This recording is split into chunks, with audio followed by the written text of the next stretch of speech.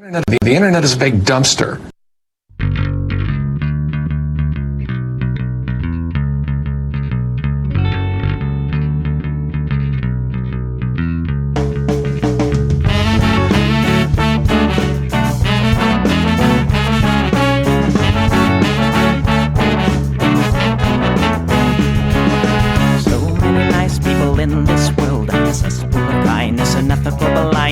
So please excuse my sarcastic tone. I'm a bit underwhelmed by the sample shown.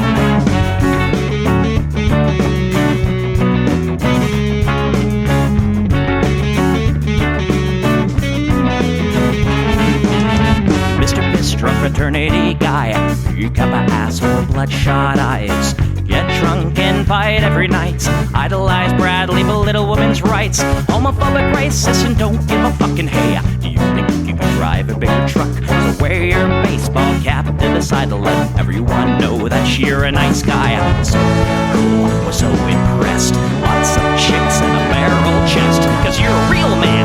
Punch for punch, gonna piss in your face while you're passed out drunk. I'm a nice guy, you're a nice guy. He's a nice guy, but all of you are assholes. I'm a nice guy, you're a nice guy. She's a nice guy, but all of you are assholes. Nice guys rule the planet. I just can't understand it. Conquer divine by deception and lies. Social Darwinism and an overdose of pride. I don't wanna hear it. Read into the lyrics, cause everybody gets their just desserts. As long as you remember that nice guys finish first.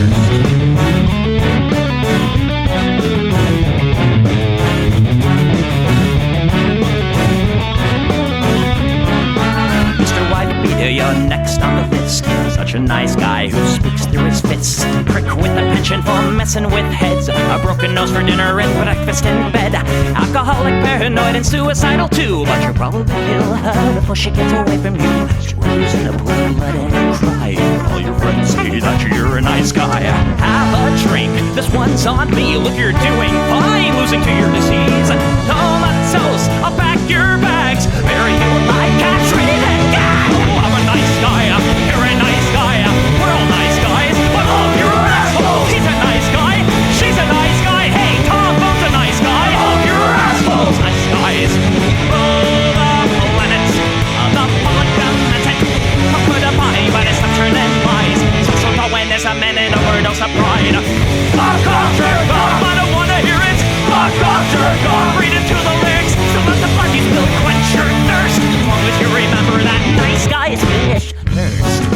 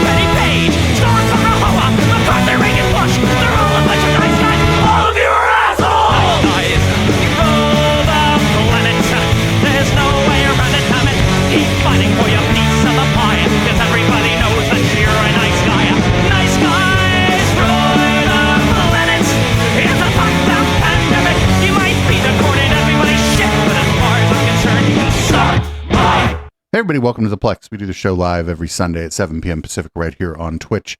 That's twitch.tv/EchoPlex Media, although not every one of those Sundays is the day after 420. So you're going to get what you're going to get this week. You can support this project at patreon.com/EchoPlex, eplex.store. Both of those are membership sites. $5 or more a month on each of those sites, and you get the entire podcast, audio and video, sent to you the next day. That's the day before the podcast hits the podcatchers. It really helps us out. Other ways to support the project can be found at echoplexmedia.com/support. I'm producer Dave. You can find me on Grindr, and this is what the people want. I don't hate the cops. There's a person inside when the truncheon stops. Oh, don't hate the cops. Oh, when the raiders come, who will protect the shops? Don't hate the cops. They're a sensitive bunch if you don't stop throwing your rocks. Snap, crackle, pop is the sound of a taser. Your body drops. Don't hate the cops. cops. Don't hate the cops. Thank your local police, 'cause they don't do nothing wrong. Thank your local police. Got rid of the corruption and the racism is gone. They've been keeping the peace, keeping homeless folks out of the parks and malls. Got a cure for your social disease. Follow the law, don't hate the cops. Follow the law, don't hate the cops. Follow the law, don't hate the cops. Follow the law, don't hate the cops. Follow the law, don't hate the cops. Put your hands above your head and show you're not afraid. I'm the fearless judge that your skin color's gonna get. And if you die before the sun comes up, the paperwork will take forever. Well, it might have worked out a little bit better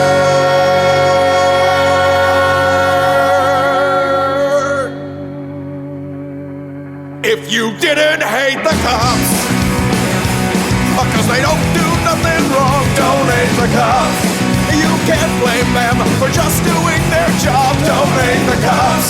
Well, you gotta wonder, how much would it cost for you to be shot at and stabbed at by maniacs and drunks? Don't hate the cops. Don't hate the cops. Don't hate the cops. Don't hate the cops. Don't hate the cops. Don't hate the cops. Don't hate the cops. Don't hate the cops. Don't hate the cops.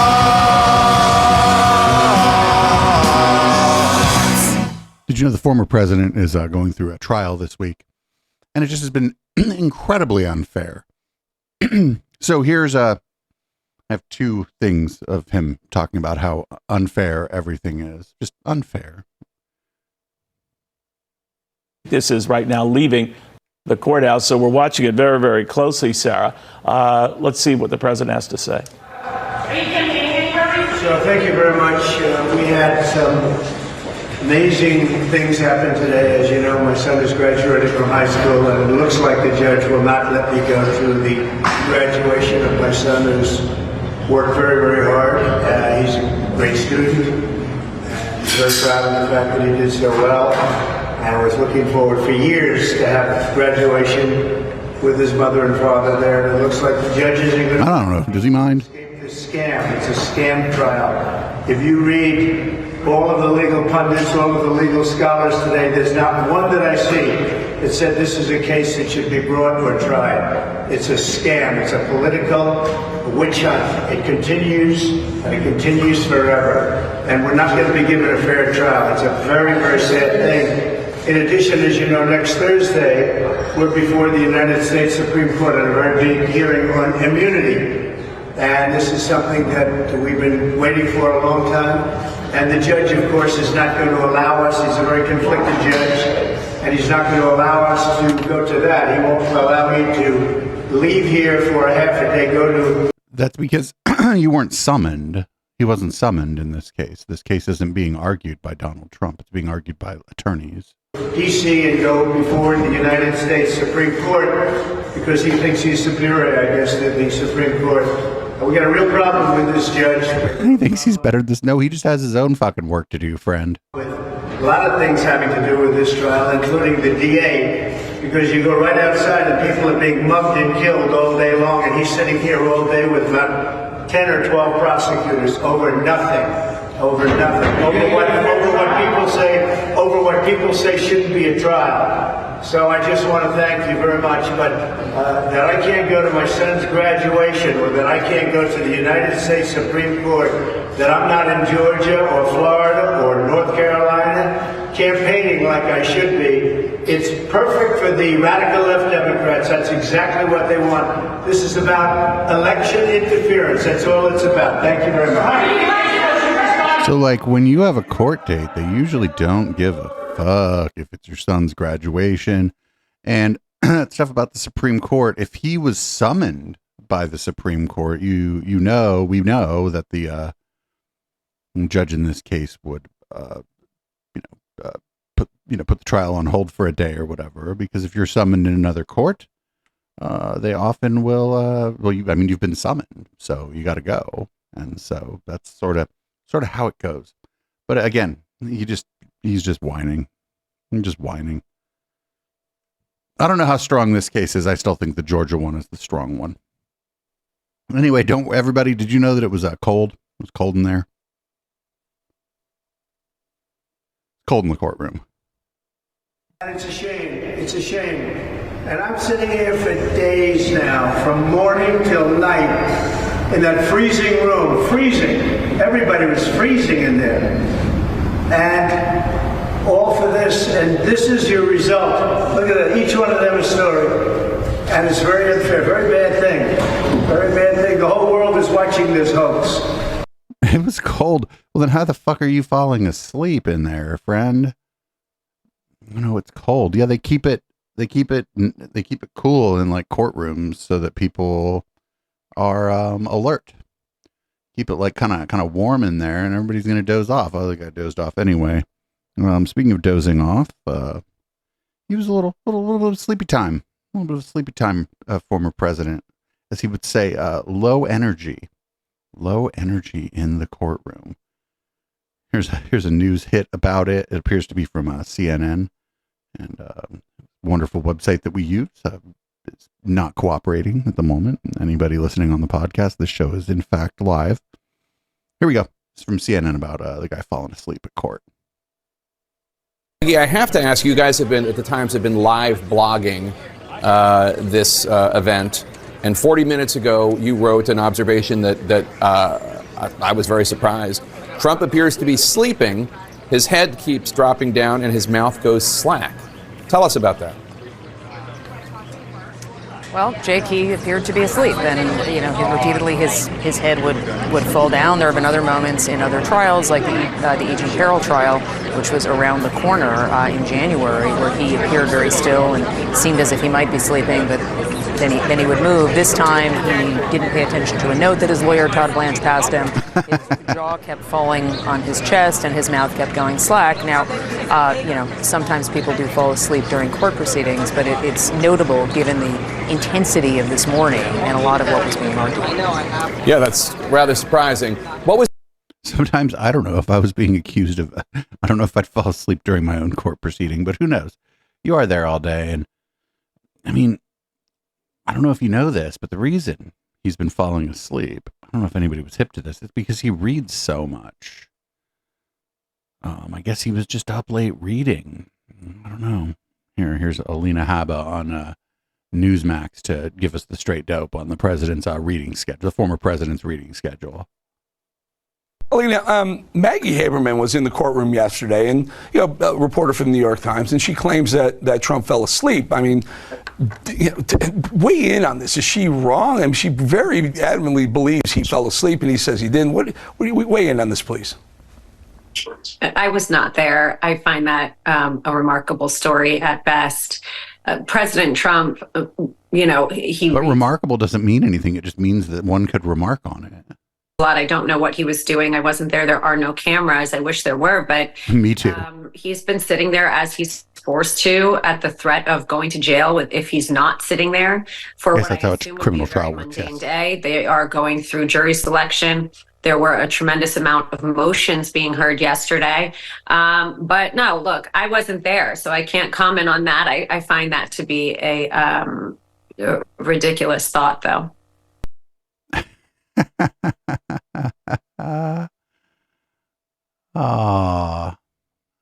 Man, he's got the best lawyers. Here's one of the dismissed jurors gave an interview on the street, I suppose, right after the jury selection. So I don't know. Let's see what the interview was like. Day 3 of jury selection. It's already been an interesting morning with a juror who was seated now dismissed and a number of other potential jurors also being dismissed after they said they couldn't be fair and impartial. Our Yasmin Vasugian's back with us outside the courthouse. Yasmin, you have a potential juror who is dismissed there with you. Go right ahead. I do. This is Kat. She runs a VC fund here in Manhattan for folks that are over 60 years of age. She was just dismissed as a potential juror. What happened? Why were you dismissed? Because I couldn't be impartial. You couldn't be impartial. So when the judge asked that hand, can you be impartial? You raised your hand and you said you cannot. Exactly. Wow. When did you first come?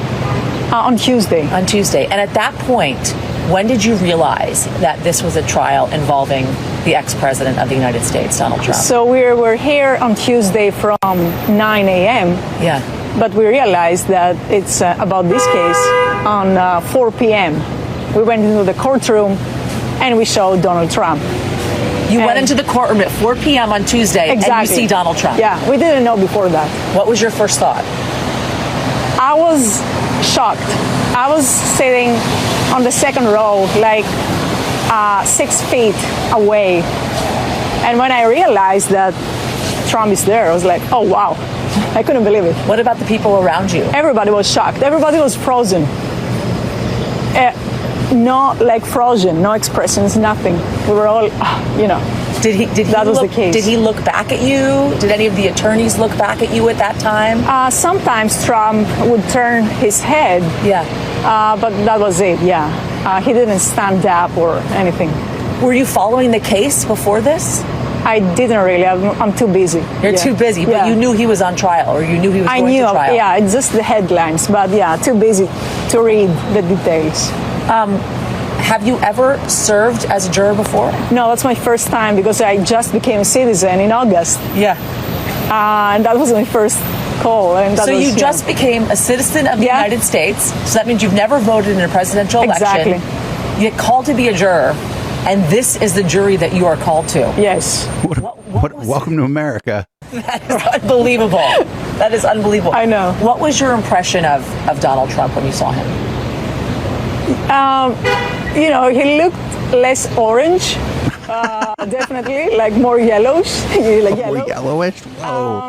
Nothing else than that. He looks, he doesn't look angry, or I think he looks bored, like he wants this to finish and go do his stuff. That's how, Did you have any discussions with other jurors when you left the room about kind of how huge this case was, how historic it was going to be? Yeah, everybody. What were they saying? What were you guys talking about? About this, it's a historical case, and this is going to define so many things.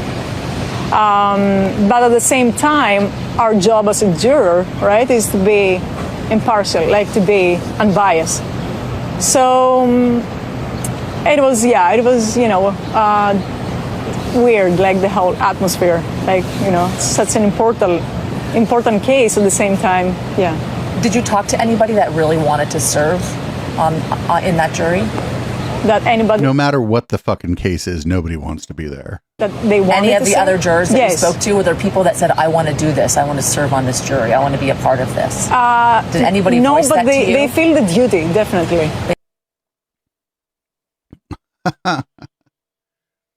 Oh, that's fucking wild. Like that. I like that lady. She's like, I was more yellow than orange actually in person. The camera doesn't add pounds, it adds redness, I suppose, which could be true. Could be true. And white balance is not always perfect. Up next, we got a criminal trial as evidence that the left is melting down. Interesting take. So, Senator, you're a legislator, but you're also a lawyer. Yes. Do you feel like the president can get a fair trial here in New York? No, I mean, look at what we're seeing. This is the left continuing to melt down over Donald Trump. They are obsessed. I mean, there is a reason both the federal prosecutors and state prosecutors said we are not going to move forward with this. And then you have Alvin Bragg enter into the arena and want to make a name for himself. People know that. People are sick of the two-tiered system of justice that we're seeing. And I think that the more the media can talk. Trump, wait, what? two-tiered system? Isn't the two-tiered system of justice usually the rich get away with everything? Talk about this, which we're going to see them do, then the less they have to talk about what a disaster this country is under Joe Biden. They know people want Donald Trump back in the White House. That's not what the trial's about. They cannot stand it. It's the perfect transition. Yeah, that's not what the trial's about. This isn't the left. This is the criminal justice system. The left has historically been, I would say, highly skeptical of the criminal justice system. Here's the former guy's former lawyer, John Eastman. John Eastman's not having such a great time either, actually. I think it's not just that he's the former guy's former lawyer. I think he's a former lawyer. Oh, also, apparently he's a former customer of Bank of America. Stating your account or accounts are being closed. The reason for this is that Bank of America made a business decision to close the account, and or we have determined you're operating in a business type we have chosen not to service at Bank of America. It is a Bank of America policy that we do not provide any additional information regarding our decision to close an account, and the decision to close the account will not be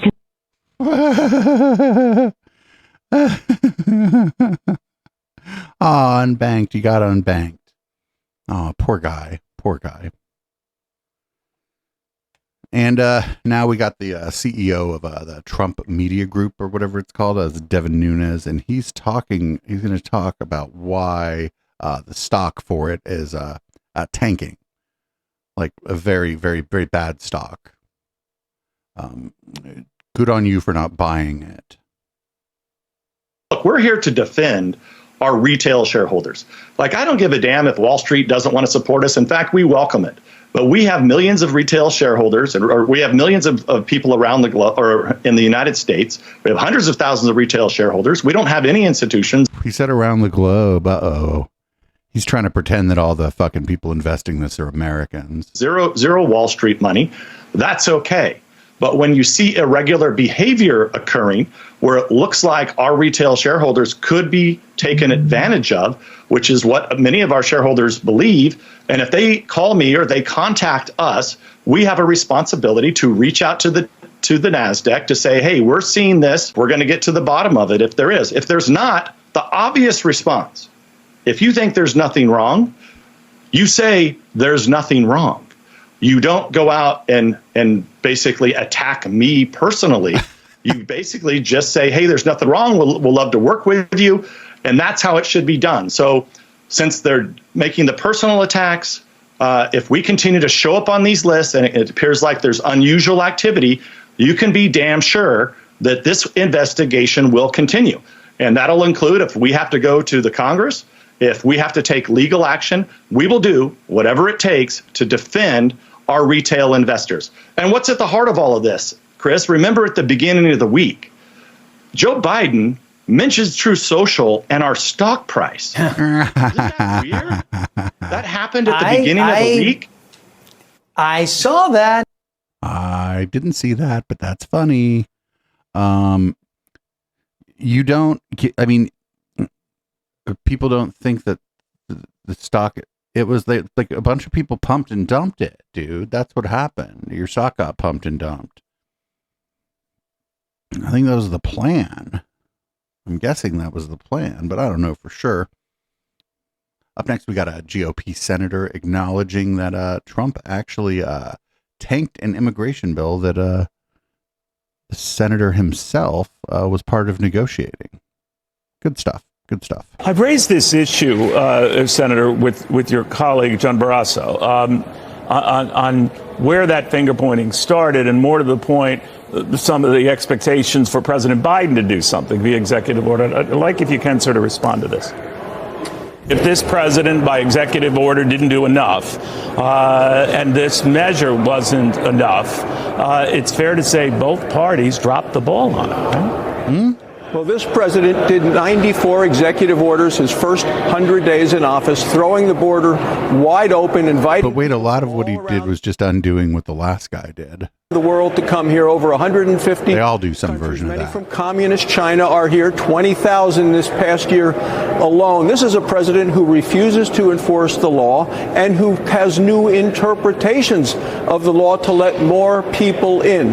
The bill that was worked on in a bipartisan way would have set 5,000 a day. That is not good enough. All right, that measure you referred to would still not have been good enough. What do you think? Yeah. I get it. This common misnomer of the 5,000 a day, several of my colleagues have mentioned this. That's actually factually not true with it. The way the bill was set up is the very first person they came across would have been detained, quickly screened, and deported. So it was a very rapid turnaround from the very first person that came across the border. But it also did set up an extreme measure that if we have these large caravans and other folks that come in and we get 5,000, it takes away due process when you get to that number and they're just detained and deported. So the first person detained, screened quickly, and deported. If you get to 5,000, they're just detained and deported. But it doesn't wait till 5,000 to do something. It did it at the very first moment.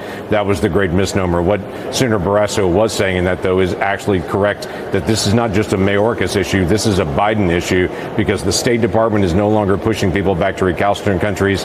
The Department of Justice is no longer prosecuting folks. ICE is no longer gathering folks up in the interior and deporting them. And DHS is no longer stopping people at the border. This is a whole of government effort to be able to advance the number of people coming in and not turning people around. You're a real gentleman about this, and I know you're not trying to zing your colleagues, but it's your colleagues in your party, sir, who torpedoed this, who didn't get the facts right on what you just outlined was in that measure. They killed it. Ironically, not Democrats. Right. It was, and it was painful to be able to watch it. It got stirred up in all the presidential politics, and several of my colleagues started looking for ways. After President Trump said, don't fix anything during the presidential election. It's the single biggest issue during the election. Don't resolve this. We'll resolve it next year. Quite a few of my colleagues backed up, looked for a reason to be able to shoot against it, and then walked away. I get that. That's a decision everybody makes in it. My issue is if we're pursuing everything, we very often end up with nothing. If we're pursuing someone coming later to fix it, later seems to never come. When we have a moment to fix things, we should fix as many things as we can then come back later and fix the rest. That's on Donald Trump, Senator. That, again, he's got an office that he's running for. He's got a campaign that he's running. I'm already in office. I've got a responsibility to be able to carry on this. I think everybody cares about the future of the country. President Trump has a bigger picture of a lot of other issues he's looking for. If we have a President Biden again, this never gets any better. And I think President Trump sees this as a moment that if this gets fixed, then maybe a few people don't vote. And then we have a whole host of other issues in the future. Again, he's got a task he's taken on respectful. I've also got a task I've got to do. I've got to actually get this fixed. Got it. Senator, very good seeing you again. Thank you very much. Oh, that guy wouldn't just be like, yeah, that was ridiculous. I don't know why this guy's doing it. I mean, we know why he's doing it, though. He wants to be able to run on it. And if there's a bipartisan bill, I didn't like the contents of the bipartisan bill, right? But Trump really didn't like it because the idea, like a lot of the stuff he already wanted was in that. And so he wouldn't be able to run like on that issue as strongly. I mean, I'm glad it got shot down. Fuck it. I wonder if the Democrats actually played a smart here because they knew it was going to get shot down. I wonder if I don't know, they're like a useless and feckless political party. So I don't think that's what happened, but it's possible. Up next, we got New Hampshire Governor John Sununu was on this week, ABC This Week, and didn't go so hot. Not great. That's how badly America wants a culture change. So just to sum up, you would support him for president even if he's convicted in classified documents. You support him for president even though you believe he contributed to an insurrection. You support him for president even though you believe he's lying about the last election. You'd support him for president even if he's convicted in the Manhattan case. I just want to say the answer to that is yes, correct? Yeah, me and 51% of America. Governor, thanks for your time this morning. No, 51% of America. Not even 51% of voters. He's never going to get 51%. He's going. If he wins, it'll be losing the popular vote and winning the electoral college, which is, it's how our system works. But I mean, it's not. 51% is just incorrect. I don't know why these people think that. Like, why they think that they're even the plurality is boggles my mind. But thinking they're the majority, The majority of people are registered independent, or not the majority, the plurality. I think that's the biggest group. So there is no majority. But whatever. Gorka's back. I don't know if he was gone ever, but he's back on my feeds. And here's I don't know what the hell he's talking about here, because he's taking credit for Donald Trump's abortion position. A couple of weeks I've been at Mar-a-Lago twice, and well, last time I was there, I had a hand in shaping a very important video that was released just recently that caused quite a bit of a stir. There we are at an amazing event with the president, organized by Tom Homan and the new Border 911 team, Mark Morgan et al. And when I was there, I was asked about this video the president was preparing. And here's just a little clip about this news-breaking announcement on his pro-life views. Let's play a clip. Let's not. I'm kind of glad that I guess that Sebastian Gorka is back on my feeds, because Gorka's funny. I like covering Sebastian Gorka. And here's Gorka with Laura Trump talking about hiring Scott Pressler for the RNC. Apparently she was going to hire him without looking into him really, because she thought he was some kind of great organizer. And it turned out even for Laura Trump, he's too big a piece of shit. So here's her walking it back kind of and saying, oh, it's just all about a voter drive. It's about a voter drive. What your plans are. I was so excited when I saw my friend Scott Pressler post a photograph of you and he sitting at RNC headquarters. For me, Scott, who travels the country on his own dime, registering Republicans to vote, he is the face of the new GOP, the former Rhino GOP, who actually gets out there as a citizen and does something to save the Republic. Will you talk about how your plans focus on mobilizing everybody who loves America to do something like Scott does? Yeah, Scott Pressler is so impressive, as you just said. I think he's responsible single-handedly for probably registering more Republicans in this country than any other human being alive today. He's amazing, and he really is just a depiction of the grassroots movement in this country. As you said, he took it upon himself. Nobody said you need to go out and do this. He did it because he loves this country, and man, has he been effective. I want effective people on our team, Sebastian, and I think that's the bottom line here. And whether it's Scott Pressler, whose organization we are legally partnering with in every way we possibly can from the RNC, and we're going to be working with him, not just registering people, but also legal ballot harvesting from now until She's illegal ballot harvesting. That dude's on the grift. That dude's probably got some fucking right-wing billionaire backing him or something. There's no fucking way that that guy is just some grassroots organizer. He, first of all, he's wearing a $5,000 wig, I think. And I don't think he's not going to play super well for Republicans, because when I first saw him, I was like, who's this gay guy raising money for the Republican Party? And so I don't think he's going to play well with the likely voters. He may be getting younger people to register, maybe, but we don't have any numbers on that, right? We just have a few pictures of him with their voter registration. I'd go get a few pictures of people registering to vote. Am I a big voter registerer? No, I would just be a guy with some pictures. Scott Pressler was real big into QAnon, real big into it. Up next, we got, this is from Rumble. This is Matt Gaetz with two people who, names I have no idea who they are, and it seems like the House GOP's doing great, doing fucking fantastic. So I'm just going to tell them. Yeah. So I heard that if and when the motion to vacate is introduced, that there will be immediate resignations of a couple of more moderate members of Congress. And in the event that happens, that ultimately means it does go to a Democrat speaker. And so we're in a predicament. No shit. Yeah, there's a Marjorie Taylor Greene thing she's pushing at the motion to vacate. I forget. Oh, it's for the Speaker of the House. She wants to get rid of the fucking Speaker of the House again. And if she does that, there's what I was hearing is it's not just two, it's 3 to 5 Republicans are I'm going to resign. if this happens. These are people probably who weren't going to run again, right? You don't term out or whatever, but they personally, for themselves, had termed out, right? They had maybe decided not to run again. The polling doesn't look good. I don't know. They just don't want to do it anymore, and they're more moderate. And so that'll be fun. That'll be fun. Marjorie Taylor Greene gets this going and tries to fucking get rid of this weird Speaker of the House they have now, that's fucking Christian nationalist guy. And then 3 or 4 people resign, and it's fucking Hakeem Jeffries because these 3 or 4 people fucking resigned. Oh, what a fucking shit show. I'm so here for it. Watching Marjorie Taylor Greene, basically this would be the end of the support for her from the Republican Party if that happens, right? Because she would have just literally cost them the House. Not through an election, just people are like, fuck it, I quit, bye. People are like, I'm just taking my ball and I'm going home. Up next, we got this is in the House, we got Representative Comer, and Representative Raskin just kind of going at it.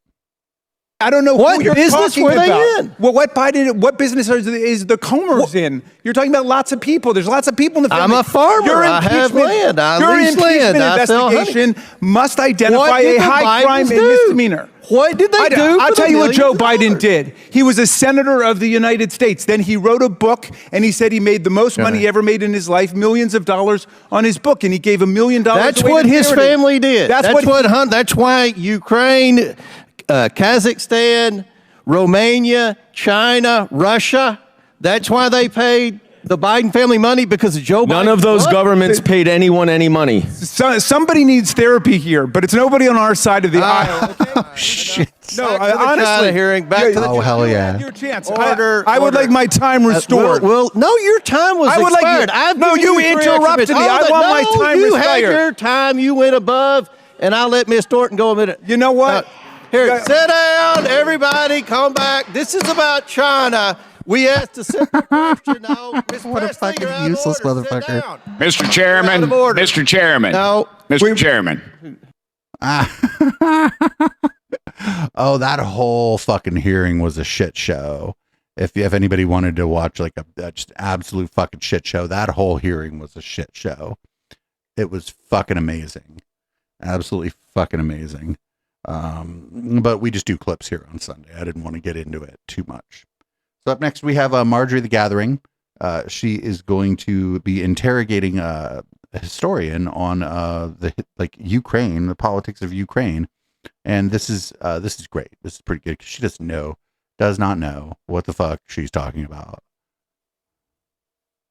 So when you want to talk about misinformation, Mr. Snyder, you might actually look a little closer to American media if you don't like what they're saying. Thank you, Mr. Chairman. I yield back. Mr. Chairman, does he have the opportunity to respond to the gentlelady? Sure. Yeah.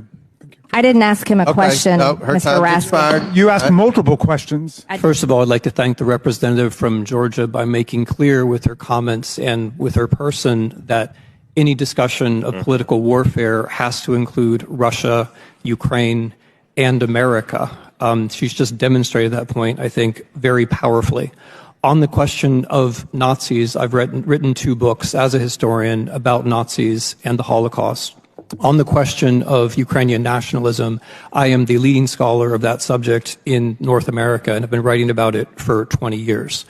If the chamber is interested in the degree of far-right participation in Ukrainian politics, you can be assured that no far-right party has ever crossed 3% in Ukrainian election. So of course there are bad people in every country, but by any comparative standard is a very small phenomenon. In Russia, on the other hand, the army includes openly Nazi formations, such as Rushich.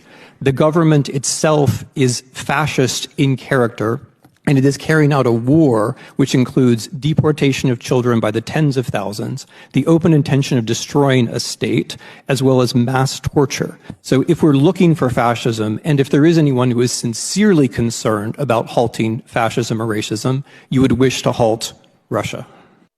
Thank you. Also, and this is a little off topic, and I'm not going to spend a lot of time on it, but there are people in the anti-Scientology community right now like cheering on Russia because they've been kind of stepping on Scientology. And what I'm trying to explain to people in that community, and I hope they're listening to me, is that it's not just Scientology. Russia just basically steps on any religious organization that isn't the Russian Orthodox Church. So it's not good. It's not good. I don't like Scientology, but they have a right to whatever they want. You know, they have a right to worship a fucking space alien if they want, without the government fucking raiding their buildings. Up next, we got a CNN segment on Marjorie the Gathering. This is actually pretty good. CNN usually doesn't do good work generally, but this is all right. It's Erin Burnett. She's actually okay. Against a major opponent who does not want to give another cent to Ukraine, somebody who has Russia's backing.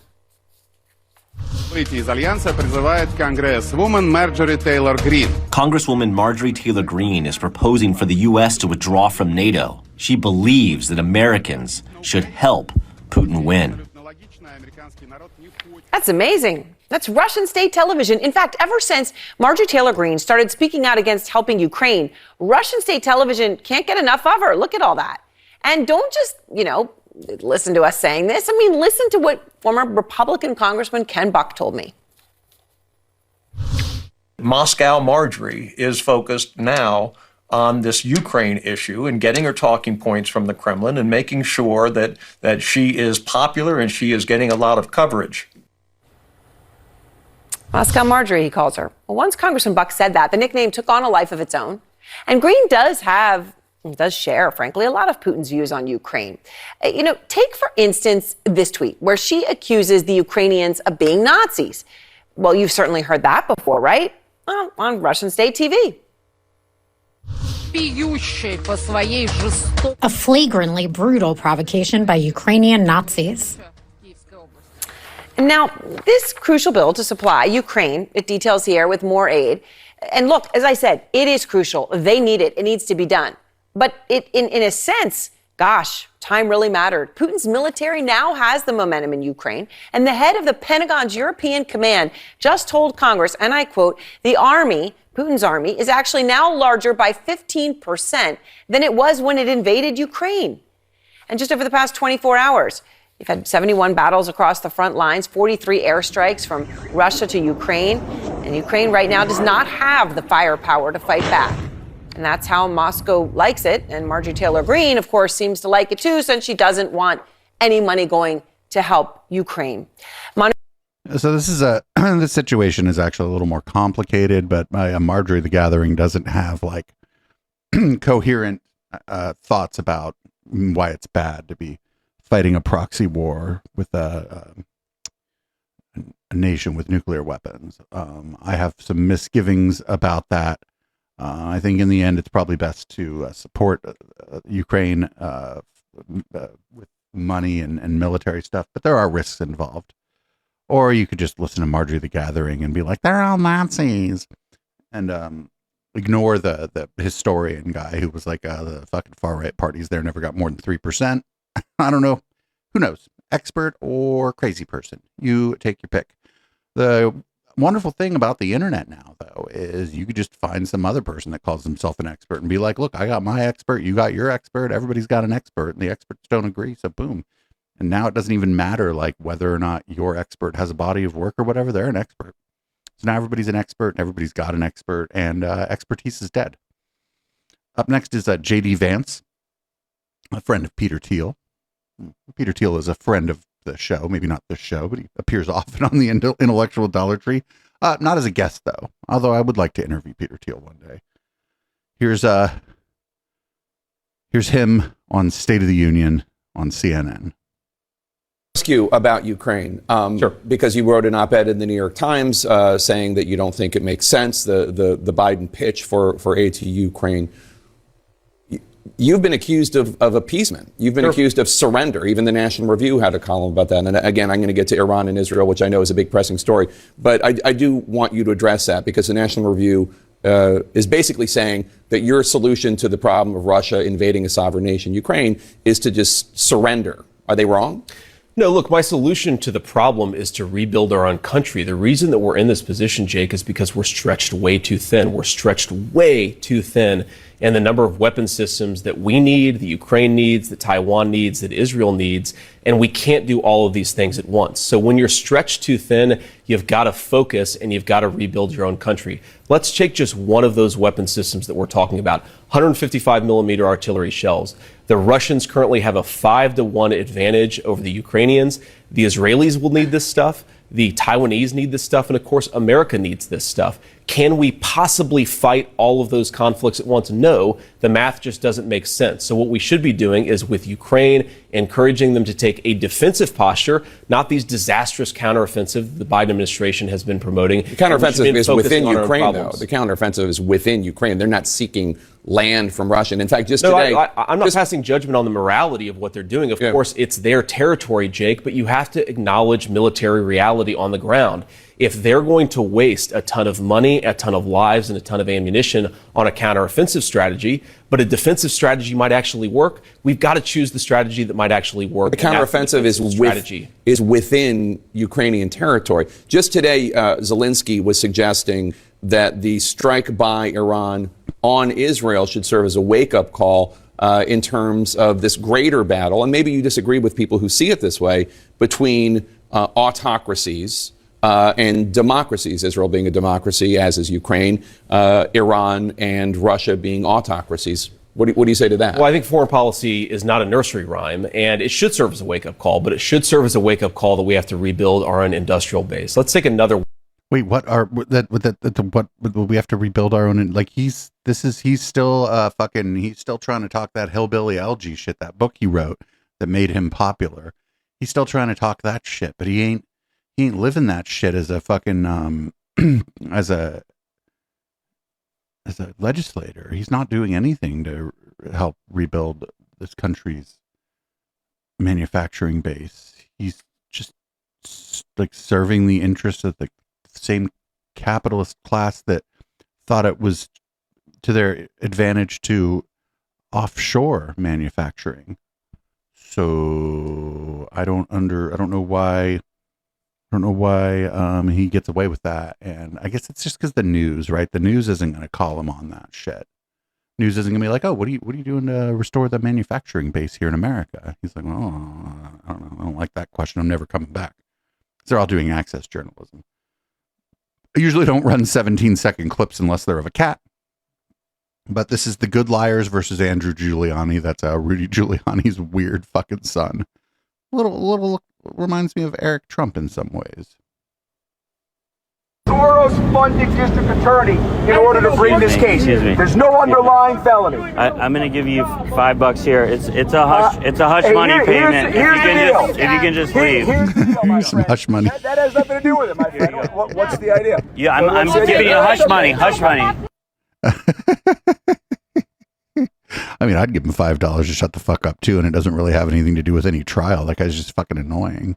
I like the Good Liars. They're very funny people. Up next, every once in a while, you're watching British news, you're like, oh shit, somebody was just asked a really good question. And this Kay Burley asked a really good question on this news hit here. Check this out. Is it bad judgment or good judgment to hit Iranian sovereign territory in Damascus? Look, that's something the Israelis decided to do. We haven't made... Yes. I know. Well, I'll answer the question, which is, I can completely understand the frustration the Israelis feel when they look at the Iranian Revolutionary Guard and they look at the terrible things that they have done all over the world, including the support they give to Hamas. And, of course, Hamas were responsible for October the 7th, and that is where all of this... You're not answering the question. Begins. So you can completely understand the frustration. Yeah, but what about Iran's frustration at part of its sovereign territory being flattened? Well, I would argue there is a massive degree of difference between what Israel did in Damascus and, as I said, 301 weapons being launched by the state of Iran at the state of Israel. For the first time, a state-on-state attack. 101 ballistic missiles, 36 cruise missiles, 185 drones. That is a degree of difference. Yeah. And I think a reckless and dangerous thing for Iran to have done. And I think the whole world can see all these countries that have somehow wondered, well, you know, what is the true nature of Iran? It's there in black and white. What would Britain do if a hostile nation flattened one of our consulates? Well, we would take the very strong action. And Iran would say that that's what they did? Well, what they did, as I said, was a massive attack. So they were right to respond, but they overreacted, is that what you're saying? What I'm saying is that the attack they carried out was on a very large scale, much bigger than people expected. They have a right to respond? Well, countries have a right to respond when they feel they've suffered an aggression. Of course they do. But look at the scale of that response. Had those weapons not been shot down, but there could have been thousands of casualties, including civilian casualties. I think that's a really important point to take into account. I think her question's pretty good. Like, what would Britain do if a nation hostile to Great Britain dropped a bomb on one of their fucking embassies? The guy didn't answer. He was like, oh, there would be a response. Well, no shit. You would probably the Great Britain and all the allies in NATO would probably fucking shoot a lot of shit at that country, because you don't do that. You just don't do it. You don't knock down somebody's consulate. I don't give a fuck what country it is. That's supposed to be there for diplomacy to avoid war. Well, if you fucking knock it down, that's an act of war. Doesn't matter where it is. It's an act of war. So who knows? Anyway, we're going to move on. This is the most cat-like behavior of any cat. I know it was Catterday yesterday, but we do try to stick a palate cleanser around halfway through our news docket here on Sunday. So this cat is, I like this cat. I love this cat, actually. Watch this.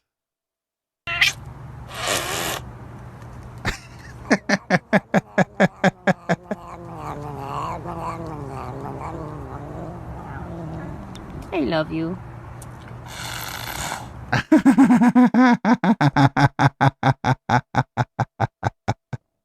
Ah, poor kitty. I don't know. The kitty seemed angry, but then it was like purring and fucking licking the person's finger. I don't know. My parents' cats hiss all the time too, and they like hiss at my parents, but they like sit on my parents' lap and shit. I don't know what's going on with some cats. They just got attitude. I think cats just got attitude. Up next, this year's TED conference, which we're probably going to be going over some parts of on the Intellectual Dollar Tree. Little cooked. I had Andrew Yang and fucking Barry Weiss and shit there. Here is, I believe, the former head of Wikimedia talking about accuracy in reporting. And this is really weird. I would be so mad if I paid to go to this fucking conference. The hard things, the places where we are prone to disagreement, say politics and religion. Well, as it turns out, not only does Wikipedia's model work there, it actually works really well.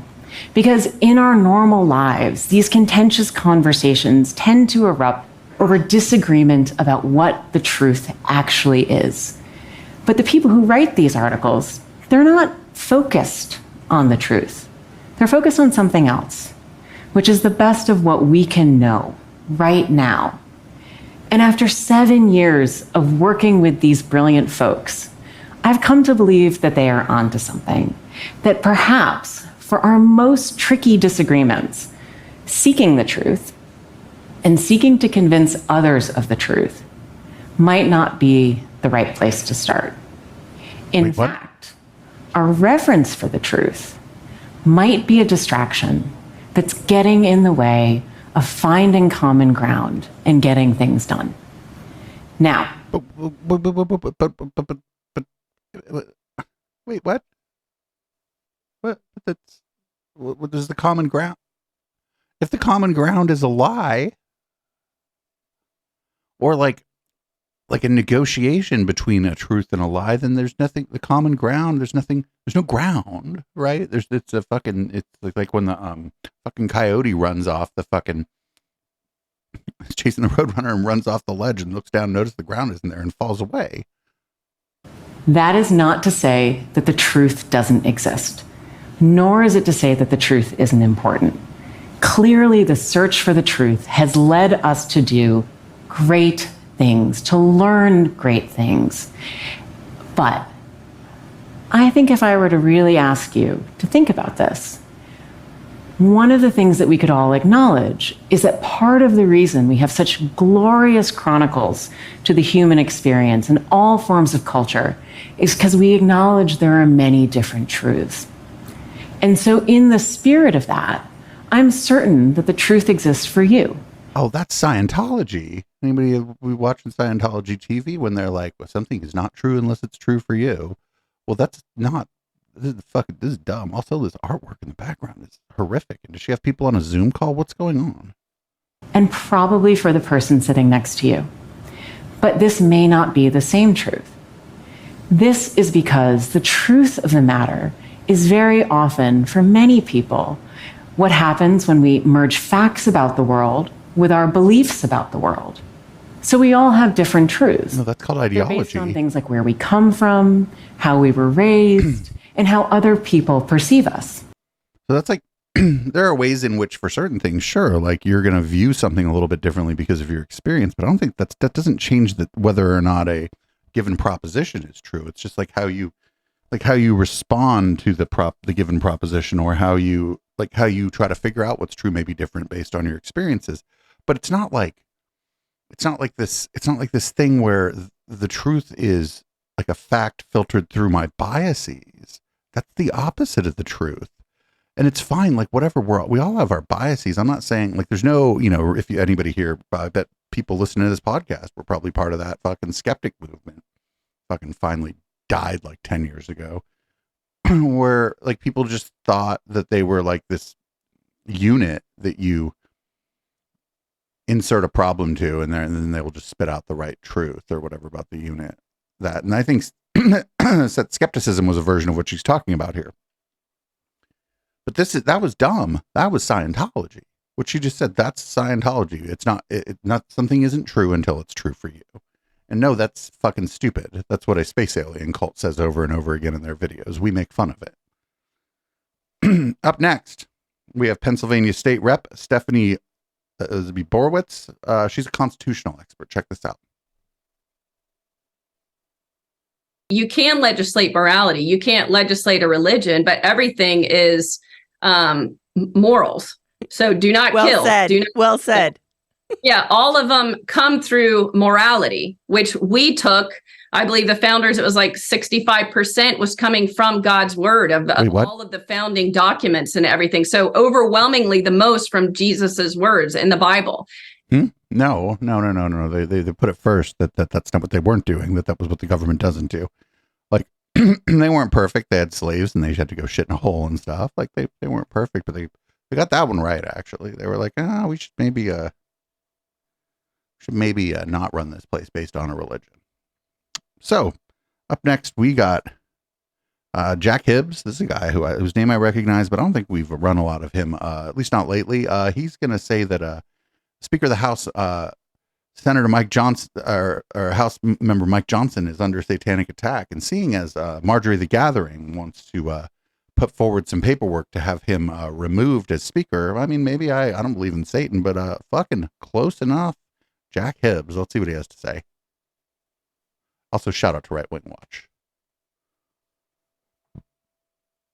Listen, Mike Johnson is under spiritual attack. The demons that are surrounding Washington, D.C. are to overthrow any decision that has come to this, that would lead to help coming to Israel.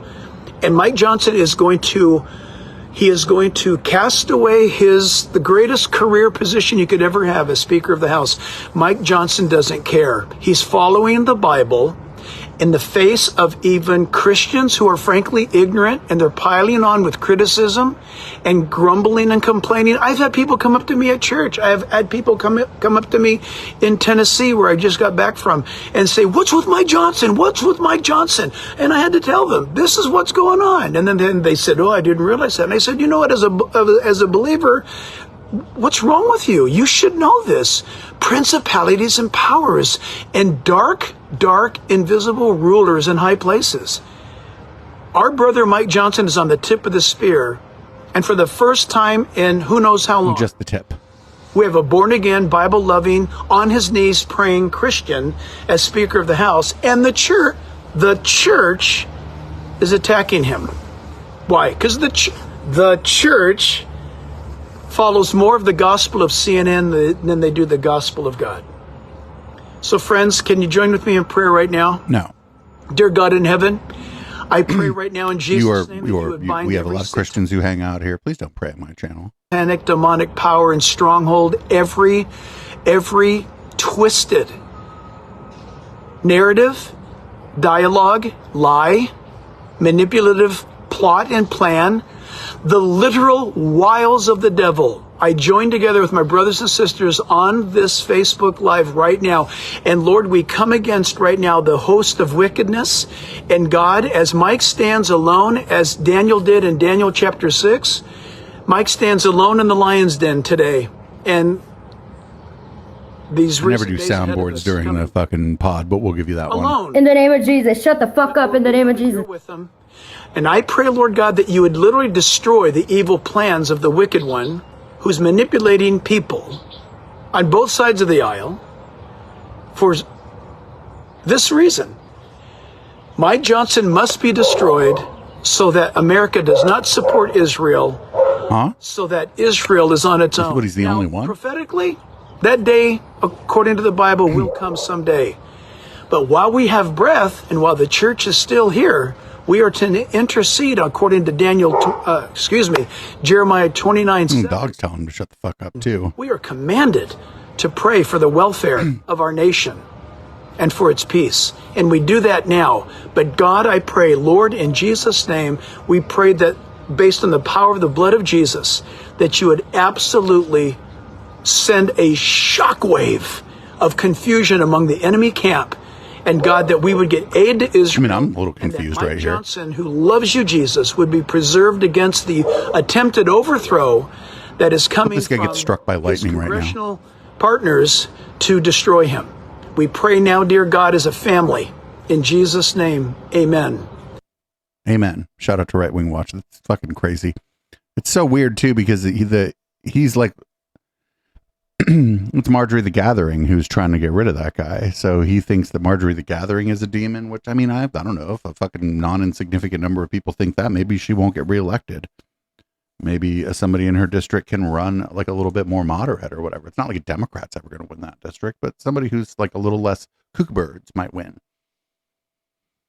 Especially if she costs the Republicans the House because she puts up a motion to vacate the speaker's seat, and then 3 or 4 people resign. And then the Democrats have the House and the Senate and the presidency. Marjorie the Gathering, you dumb fuck. I'm here for it. We've been doing a little more of this Kent Christmas guy lately because he's been wilding out and saying dumb stuff. Here he is saying, here's a problem with young parents. It might surprise you, but it might not. No wonder the world is having success with abortion and homosexuality. I'm having tons of success with gender that. Confusion. Because a good portion of the church today believes the same thing. Listen, if you're a parent and you're 30 or under, more than likely you have never disciplined your child in a million years. Well, I just want to talk to them. You can't talk to an old nature. You can't talk to a demon. The Bible Whoa, hit them kids, they demons. Say, put them in the corner. It said, spare the rod, spoil the child. That's that fucking beat your kids. That's how raise up a child shit. I fucking hate that shit. Up full of God and mature and hold down a job and be able to handle rejection. You need to discipline them, train them up in the ways that they'll go, and when they're old, they'll depart from it. We need to get back to the basics of Christianity and stand up for the things of the Lord and declare, if God be for us, nobody can be against us. That was crazy. Don't hit your kids. Don't hit your kids. There are ways to discipline your kids, but without hitting. Don't hit your kids. My parents never hit me and my sister. I was afraid of parents that I I didn't know why when I was a kid, right? Like that I didn't like some people's parents and I didn't feel comfortable at some people's houses. Starting to like, as I got older, I realized it was because those parents hit their kids actually, and not great. Here is a MAGA pastor, a self-proclaimed prophet, Hank Kunneman. He doesn't like it when people make fun of him for prophesying. And you and I hate sometimes, I'm just going to say, can I be extremely vulnerable? I have a 20-year track record, over 20 years of prophetic words. I don't know about you, when I read those words, my mouth drops. You know why? Because I don't talk that way. I don't think that way. But I know and I can feel God on those words. And I also knew who I spend time with. But what bothers me is people will discount vessels that speak for God, that have a track record and act like they don't matter, ignore what they say, and run towards fear. And then their things never happen, all the blood moon books, the Y2K storing up, kits, and they never get called out. And the heart of God that is spoken through true throne room vessels never get appreciated. Now, listen, I said a long time ago, listen to me. This isn't about me. Don't misunderstand that. Jesus made himself of no reputation. If you're going to speak for God, you better not be about your reputation. But you just talked about your reputation at the beginning. He said he has a reputation of 20 years. Tear you apart. They'll lie about you. They'll call you false in a stolen election of 2020. And they'll use that to discount any other word beyond that. Well, see, you prophesied this and this about 20. No, that's why you have to censor. That's why you do censor. That's why you do close people's fake book accounts down, and the fake news continues to censor and make everything about Facebook shut this guy's account down for fucking false prophet. That's amazing. Donald Trump be in opposition. Make him look bad. Make him look wrong. If you can't see where the voice of deception is coming from and the voice of truth, you need to pull your head out of your royal backside. Out of your royal backside. I hope this guy really got removed from Facebook for false prophesying. That'd be great. I don't know if that's in the terms of service, but I would laugh. I would laugh like crazy if I found out that was true. Did you know that there's there are walls in heaven, and that's why we should build the wall, because there's walls in heaven. I mean, the pearly gates have to be attached to something, right? Here's Pastor Mark Burns. If there's a wall in heaven, if there's a gate, we call it the pearly gates in heaven, right? And not everybody can go there. There has to be certain qualifications to enter inside the heavenly gates. And so part of the number one way to enter into the heavenly gates, the pearly gates, the Bible says, is the belief in the Lord Jesus Christ, to accept him as our Lord and Savior. John chapter 3. Look at that Jesus. Look at the Jesus they chose. What's going on here? Is that a scene from Fire by Night? Verse 16, so we know without a shadow of a doubt, if heaven has a gate, if heaven has qualifications to enter it, to accept Jesus as our Lord and our Savior, knowing that he died on the cross and he rose 3 days later, and he's coming back again for his church, we the church, then there should be a wall or a gate here in the United States of America. All right. Well, cool, I guess. Like, no notes. Perfect. I think that, listen, I'm not a religious scholar, but I believe like the pearly gates, I believe that's like a metaphor. I think it's like metaphorical. I think most religious scholars would probably agree with me that that's even like the more sort of, I guess, fundamentalists or more like literalists would probably still agree that the pearly gates is primarily metaphorical. Up next, we got MAGA pastor Shane Vaughn, and he said what? Listen to what he says under his breath here. Also, a shout out to Right Wing Watch. Couldn't do the show without groups like Right Wing Watch. Now, y'all got to watch this little. I got to watch my mouth here, because when I can talk about anybody unless they black. Okay. Y'all got to watch this. Don't call it no jungle bunny. Let's see. Y'all got to hear what he just said under his breath one more time. they black. Okay. Y'all got to watch this. Don't call it no jungle bunny. Let's see. Whoa, dude. Whoa, dude. Don't suggest that you might, actually. How about that? Suggesting that you might is the same as doing it, friend. Blonde wig head. Y'all got to watch this. Now, I can't talk about them like that because I get in trouble. Let me see. You can talk about anybody in the world. But anyway, they can talk about me all day long. They can call me. Look, they can still frame my face where, you can do anything you want to a white man. Anything you want to. But you can't say nothing. That's why they're driving me crazy, talking about Trump needs to choose a woman as his vice president or a black man as his vice president. I'm like, why? Says who? Where did y'all get that malarkey? Why not choose the best person for the job? Anyway, y'all listen to, let me look at it real close. I'll come up with a name. Well, you did. I'm not going to repeat what he said. It's not quite the N-word, I suppose. So we could, we can't really actually. I was like, we could take the small victory there. No, we can't, actually. I was incorrect. See how I just said something stupid, but it wasn't racist? Funny how that works. Up next, we got Lauren Chen. She doesn't believe in democracy or just like letting women vote. When it comes to dealing with the rights woman problem, there are definitely those of you out there who will just say, well, it's simple. We need to repeal the 19th. And trust me, I am no fan of the 19th Amendment myself.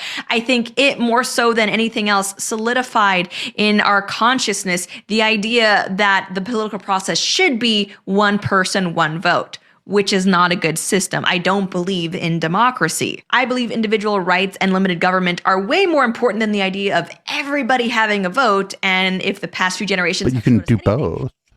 It's that democracy and individual rights and limited government don't often go hand in hand. I'm in favor of a limited franchise. And by the way, no, that's not a radical position. That is the position that the founding fathers have. Well, yeah, but they were wrong. Like, you can protect individual rights while letting everyone vote. That's why we don't have like a direct pure democracy, right? Where because a direct democracy, as they say, is like two wolves and a sheep deciding what's for dinner, right? Obviously, we don't have that, but like you don't prevent that just by like essentially not letting women vote, and essentially they just doesn't like it because women tend to vote for Democrats, right? Up next, we got Matt Walsh. I'm sorry about this, but this is a bit of a no shit for Matt Walsh here. I can't believe he figured something out. Watch this. And so Kari Lake put out a video yesterday, and it's a 5-minute video. We're not going to play the whole thing, but I want to play at least the first portion of it, where she's talking about her views on the topic of abortion and why she opposes this abortion ban, even while claiming to be pro-life and be a conservative. Let's watch some of this. This total ban on abortion that the Arizona Supreme Court just ruled on is out of line with where the people of this state are. The issue is less about banning abortion and more about saving babies. I agree with President Trump. This is such a personal and private issue. I chose life, but I'm not every woman. I want she is never be Whitney Houston. Every woman who finds herself pregnant has more choices so that she can make that choice that I made. I'll never forget the first time I got pregnant, taking that pregnancy test, looking down, and I was excited, but I'll be honest, I was afraid as well. I was nervous. I was anxious. It's natural for women. Fucking wild that Kari Lake is like to the left of Matt Walsh. Nervous and anxious when they're pregnant. I never would ever assume that any woman had the same exact feelings I had or situation I had. We know that some women are economically in a horrible situation. They might be in an abusive relationship. They might be the victim of rape. I agree with President Trump. We must have exceptions for rape, incest, and the life of a mother. We as American people don't agree on everything all of the time. First of all, there are some conservatives that are defending what you just watched there. If she did the I mean, that's the only thing I've ever seen her say that wasn't completely bug fuck. I'm not defending her as an individual, but yeah, her position is that's pretty weird, actually, that Kari Lake is like staked out a fairly moderate position on, anything, actually. Thing on immigration or gun control, I don't think those conservatives would be defending her. And guess what? the most right wing, most conservative position on those topics is also not the mainstream. It's not where most people are. Okay. So now most Americans want immigration laws to be enforced. Most Americans don't want illegal immigrants taking our jobs. Most Americans basically want gun rights. But if you're truly conservative on these issues, you most likely take that far. I know I certainly do. You take that principle farther than the mainstream does. That's why we differ. That's why it's the mainstream. You mean like in this case on abortion, it's like even like mainstream conservatives are like, you know, a lot of them, there's a mainstream sort of moderate position among even religious conservatives that's like, I am personally against abortion, but I do not want the state just outlawing it for everyone. What if my mistress needs one? I think that if Carrie Lake had, say, looked at the polls and then put out this little squishy video with the music in the background and the piano music and explaining why she's moderated her positions on any other topic, I don't think it would be found acceptable by almost any conservative. And yet this is supposed to be acceptable on abortion. It's not. So here's the problem. But even Carrie Lake doesn't give a fuck what you say, Matt Walsh. Number one, this is just wrong. It's wrong. It's if you care about that sort of thing, it is morally wrong. It's wrong on principle to come out and in support of, well, women have to make sometimes you have to make the choice to kill your baby. It's just a choice that has to be made. I mean, that's not how I would frame it, Matt. It's a very personal, difficult choice to kill the baby. And sometimes you have to do that. It's actually a reprehensible, disgusting view. And also, it is politically suicidal. It is not going to work. So even if you don't care about the morality of it, even if you scoff at that, and you say, oh, yeah, Matt's just being a purist. He's trying to be one of those true conservative types. Fine. Then let's talk about the politics of it. Politically, it's a dumb strategy. It is the strategy the Republican establishment has been using for decades. It is not new. This is no different from what John McCain would do. Or John McCain could have won that election, but he picked Sarah Palin. Romney. John McCain could have picked someone qualified for the job, and he might have beaten Barack Obama. And John McCain was pro-choice, like just pro-choice. He was not one of these people. Wasn't great on a lot of stuff, but he could have. I'm telling you, he could have beat Barack Obama probably. Or any of the Bushes. Okay, Jeb, George, any of the Georges. Jeb will light your car on fire. It's the exact same strategy, exact same position. Was it a brilliant political strategy when they did it? Has it been a path to conservative dominance in government at any point in the last? A moderate on abortion. He was the last Republican to ever win the popular vote in a presidential election. Not his first term, but his second term. 30, 40 years, huh? No. This has always been the establishment Republican view, that the only way you win is by moderating your views, by looking at where the left is on a topic and coming as close as you can to them while still pretending to be conservative. By getting as far away as you can from the right wing on every topic. That has been the Republican establishment strategy forever. And it has not worked. So what do you achieve here? What does Carrie Lake achieve with this video? Where she is again condemning a state ban on abortion. So this is not, you cannot hide behind states' rights. Arizona has the right, the state right, to pass this law. She's saying she doesn't want the law. It's a pro-life law she doesn't want. And the law even carves out cases where the life of the mother is jeopardized. Even though you never need abortion to save the life of the mother, it's not real.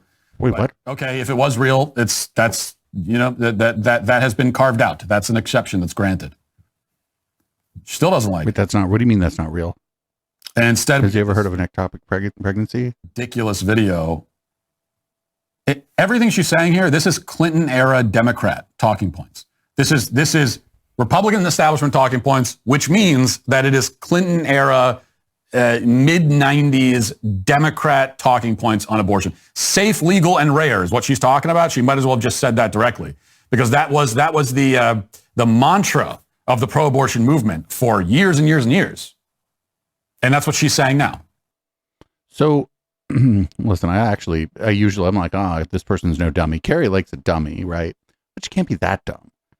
And she hooked up with these fucking wackadoodles on like every fucking issue. And she's like a laughing stock.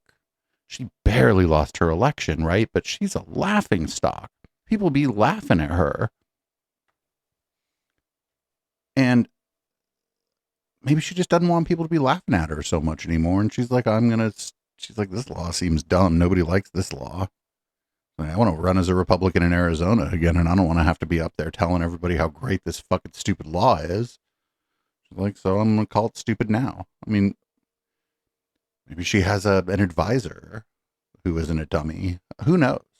But like a lot of good these fucking wackos did for her, up until now. Like it's not just that she lost, that she's a fucking laughing stock. Like she's a joke. She's not just the punchline. She's the setup and the punchline. Maybe people are tired. Maybe she didn't want to be that anymore. I don't know. Who knows? So we got two more before we get out of here. Oh, three more actually. We got this is Dr. K, also known as like a healthy gamer or whatever. I forget his name on Twitch. He's a streamer who's supposed to be like a mental health guy. And he's a promoter of Ayurveda. Ayurveda is some kind of mind-body crystal healing shit that is a pseudoscience. And here he is on a podcast. This is heavily edited, probably for TikTok. But the person interviewing him is not really on board with what he's saying. And it's interesting how he reacts. And by interesting, I mean Eric Weinstein-like. What frustrates you so much about Ayurvedic medicine? It leads to a fundamental misunderstanding of healthcare. It opens room for health gurus and hucksters to take advantage of people.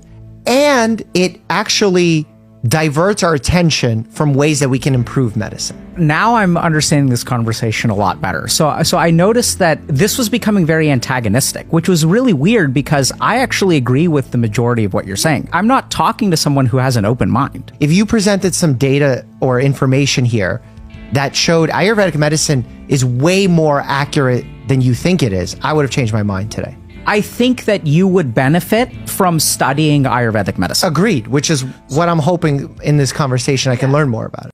So there's a couple flaws there. I mean, good on the guy for pushing back and being like, listen, this is pseudoscience and it doesn't help us understand medicine. But then I feel like the guy who's talking to Dr. K probably has looked into Ayurvedic medicine, and that's why he thinks it's not effective.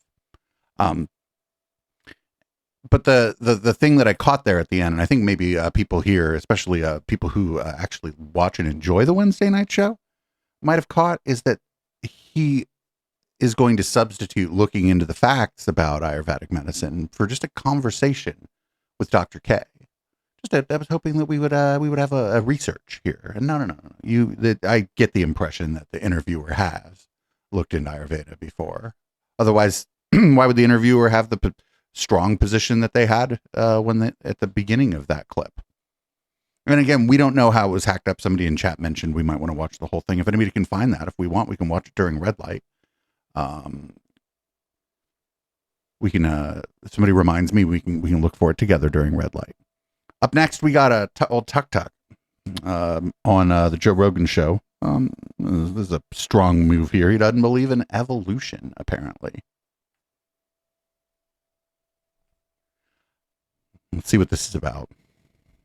Cares about you. You're important to the people But around you. if we don't think people are important, then what do we think is important? I guess that's what I'm saying. Not necessarily that we don't think people are important, but if evolution is real, and if there is this constant, I don't know.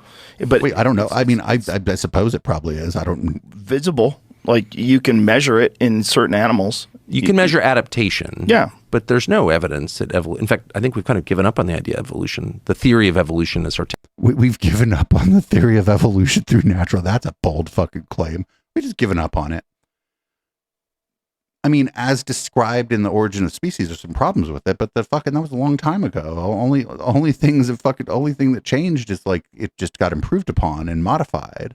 What the fuck? Articulated by Darwin is like kind of not true. Right? In what sense? Well, in the most basic sense, the idea that, all life emerged from a single cell organism and over time, and there would be a fossil record of that, and there's not. And there's not a fossil record of transitionary species, like species that are adapting to its environment. There's tons of record of adaptation, and you see it in your own life. I mean, I have a lot of dogs. I see adaptation in dogs, through the litter to litter. But what? No, there's no. That's not evolution or adaptation. That's just differences in dogs. Zero. That people, evolve seamlessly from a single cell amoeba. No, there's not. Well, it's not seamless. There's no chain in the fossil record of that at all. And that's why you don't actually hear you hear them make reference to evolution because the theory of adaptation is obviously true. But Darwin's theory's totally that's why it's still a theory almost 200 years later. What does he mean? Oh no, he doesn't know what a scientific theory is. A scientific theory isn't, I hate explaining this. I feel like an idiot. I feel like it makes me dumber to even have to say this. This isn't like when you're like, I have a theory, when you're talking to your friends about something going on.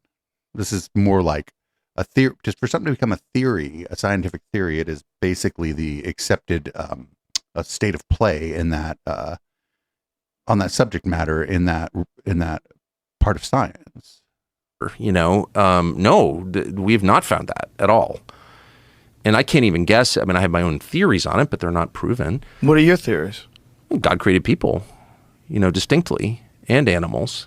I mean, I think what every person on Earth thought until the mid-19th century, actually. Right, but it's not a new idea. They didn't have computers. They didn't have a general understanding that we have today of the process. Do you think we understand more now? Yes. Really? You don't think that we understand more today? We understand way less. We understand so little that we're actually sitting here allowing like a bunch of greedy, stupid, childless software engineers in Northern California to like flirt with the extinction of mankind. What the fuck? I don't even. Yeah, that laugh is so, and it's forced too. That's the thing about that laugh that's so awful, is it's so forced, right? It's like it's not. He never does it in response to someone else saying something funny, right? It's always in response to himself. And I mean, I laugh at myself all the time. I laugh at my own jokes too. I mean, but it's real, right? I don't know. Maybe it's fake. Maybe I pretend to laugh at my own jokes. I don't know. Podcast listeners, check out Red Light sometime. You can tell if I'm laughing at my own jokes earnestly or just doing it fake like old Tuck Tuck is. Up next. Well, bad thing going around, what's left of sort of the IDW, I guess they call themselves like the heterodox space now, is HIV and AIDS denial. Here's Aaron Rodgers talking about HIV and AIDS. The blueprint, the game plan was made in the 80s.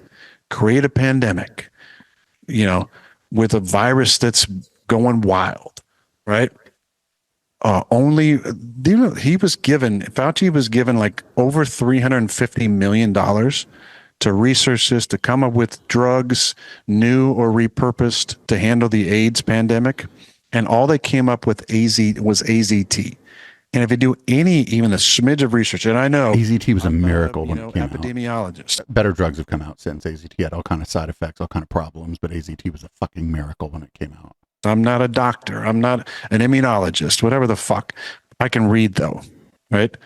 And I can learn and look things up just like any normal person. You know, I can do my own research, which was so vilified, you know, to even question authority. But that was the game plan back then. Create an environment where only one thing works. Back then, AZT. Now, remdesivir until we get a vaccine, which, by the way, Anthony Fauci had stake in the Moderna vaccine. And we know Pfizer is one of the most criminally corrupt organizations ever. The fine they paid was the biggest in the history of the DOJ in 2009. Like, what are we talking about? We're going to put our full trust in science that can't be questioned. Oh, so that's a fucking straight up KGB propaganda, by the way, that the United States government created AIDS, HIV AIDS. That's a straight up Kremlin propaganda. And it doesn't seem to be true. And his characterization of AZT is incorrect. It was, side effects were bad. Didn't work for everyone, but it was a fucking deliverance when it came out. And then better drugs came out. Now people don't really use AZT anymore.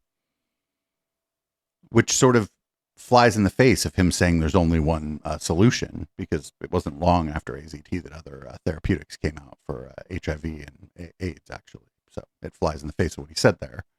But I know people who are alive today because they got access to AZT. Well, we don't know that they would have died otherwise, but they believe that they are alive today because they had access to AZT. So, you know, I'm 47 years old. I'm gay, and I grew up in the Bay Area. This stuff obviously pisses me off for personal reasons, in addition to it just being incorrect and fucking cruel. Yeah, people 10, 15 years older than me, this was a terrifying thing that happened, and the AZT was a wonder drug. Was it administered properly, like from the jump? Absolutely not. But what other choice do people have? Anyway, that's the pod. Sorry to end on such a fucking, oh, whatever. It's not like the fucking Sunday show is all fucking roses and butterflies. Anyway, podcast listeners, I got to let you go. But you can catch the rest of this if you are inclined. Go to eplex.store or patreon.com/echoplex. I prefer the former, but if you're a Patreon user, no problem with the latter. $5 a month or more, and you get the entire the audio and video of these shows, including, of course, the post game, directly in your inbox. Also, if you're a listener to the other podcasts around here, we're going to be off this week for Down Ballot. There'll be no Down Ballot this week. Councilman's out of town, and night off for me. Fuck yeah. Anyway, I'm going to change the contents of my beverage, change the lighting in this room, and we're going to go into a red light. As always, this is Boomers by Periscope. I'll see everybody in just a couple minutes.